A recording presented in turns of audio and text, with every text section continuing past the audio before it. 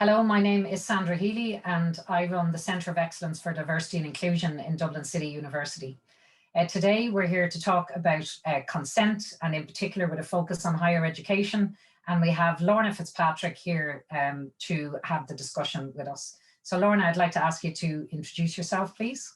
Yeah, thanks so much, Sandra. As I said, my name is Lorna Fitzpatrick and I'm the president of the Union of Students in Ireland. And myself, along with my team, we represent over 374,000 students across the island of Ireland. Thank you, Lorna.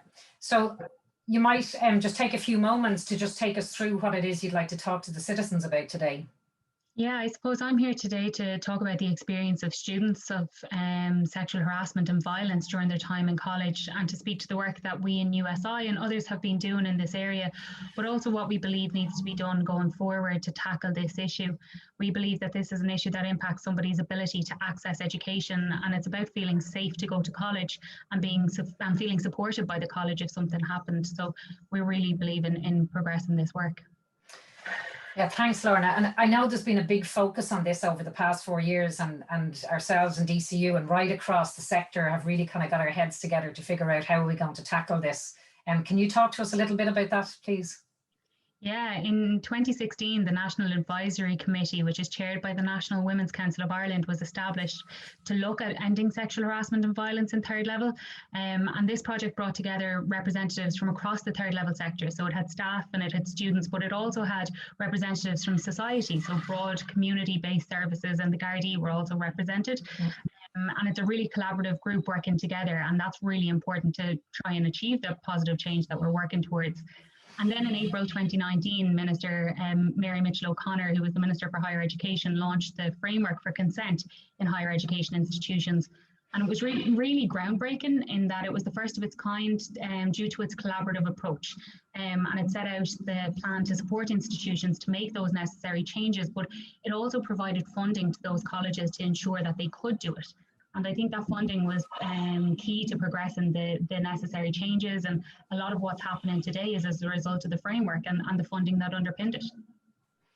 Yeah, that's great, Lorna. And I think certainly across the sector, we realised that there was one fundamental piece missing, and that was the data. So creating that kind of baseline of data to understand the size of the problem. You might talk to us a little bit about the approach that was taken across the sector around that. Yeah, we knew that we didn't have the baseline data. There was anecdotal evidence, there was international evidence.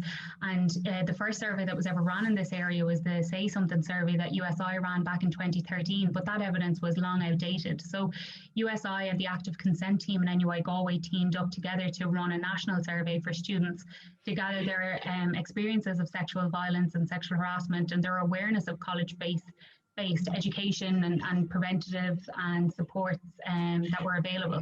And that survey ran between February and April of 2020, and we had over 6,000 respondents.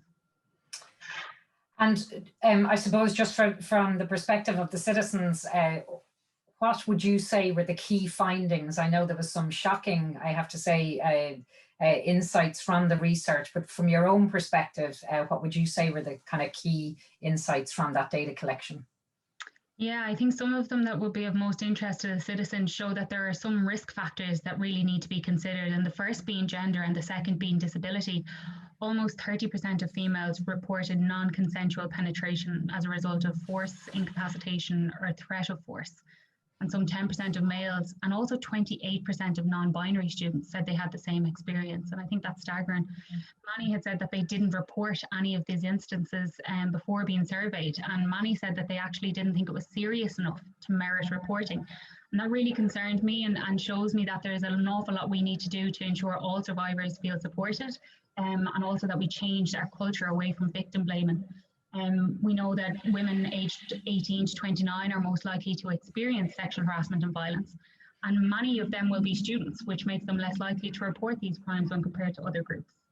And one of the other staggering findings related to students with a disability, and we found that the results were even higher for students with disabilities than for any other students. So I think these findings show that there's an obvious intersectional element to sexual harassment and violence which needs to be recognised and combated. And I think it's important that we consider this as an issue that affects a student's right to attend college without having to sit in the same room as somebody who may have assaulted them. Yeah, thanks, Lorna. And what, from your perspective, what have you seen happen since that? Because obviously there's been great progress made, and as you said, you know, we've certainly taken a different path to it than other countries, and it's really great to see Ireland taking this approach. So, what happened as a result of that research and the work of the National Advisory Committee? Yeah, so Minister Harris met with the National Advisory Committee in July of last year to hear from that wide-ranging group about what needed to happen next. And I think one of the most important steps there was that the Minister extended this work to involve both staff and students, which is really important in tackling this issue across the sector. We had a couple of strong recommendations at that meeting, and the first was to use the Student Experiences Survey as the baseline data. So those figures we gave earlier would be the baseline experiences of students. We also wanted to ensure that colleges would have to provide annual mandatory reports to the HEA, and that's a requirement within the consent framework, and making sure that the key focus areas that were outlined within the SES report were the data points that were included within the action plan, so that everybody was reporting on similar measures and similar data points. And we also were looking for the creation of anonymous support or anonymous reporting tool for students and staff to be able to report any instances of sexual harassment or violence that they'd experienced.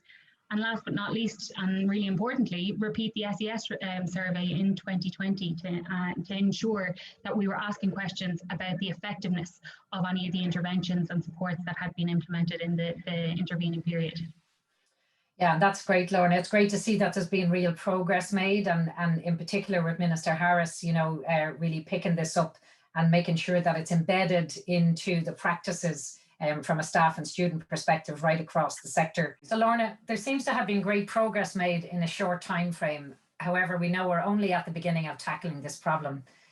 What are your recommendations for the citizens to take away today? Yeah, I think my first recommendation would be to ensure that that anonymous reporting tool is made available for staff and students. And we need to be able to support people to make reports. And we also need to have an understanding of what's happening across our campuses to identify trends and challenge them and create that safer campus environment where every student and every staff member has a right to a safe learning and working environment. The second is most definitely around investment, and that means providing core funding to institutions to be able to hire staff with specific remits to work on tackling these issues across the institutions, but also investment in trauma-informed training for staff and student leaders. Everyone needs to have that basic knowledge of how to support somebody who makes a disclosure. And finally, the last recommendation would be to ensure support for the continuation of the great work that's being done, including the work of the National Advisory Committee, Active Consent, the Bystander Intervention Programme, and many more. We need to make sure that we can keep learning and contributing to these conversations on a international perspective, on an international basis, and learning from what's happening on that international perspective while keeping the local context at the fore of our minds when we're developing systems and supports for students and staff. Thanks, Lorna. That's a really good point you make about the investment to support and build the capacity of the staff within the universities. We've certainly heard that, you know, most students will go and report to external agencies, and that puts a strain then on quite often what is voluntary services. So really, really important to invest and to build that capacity within the sector. And Lorna, I know you've prepared a one-page document for the citizens today, so we'll make sure that they have access to that. And I'd like to say thank you for your time and your contribution. Thank you. Thank you.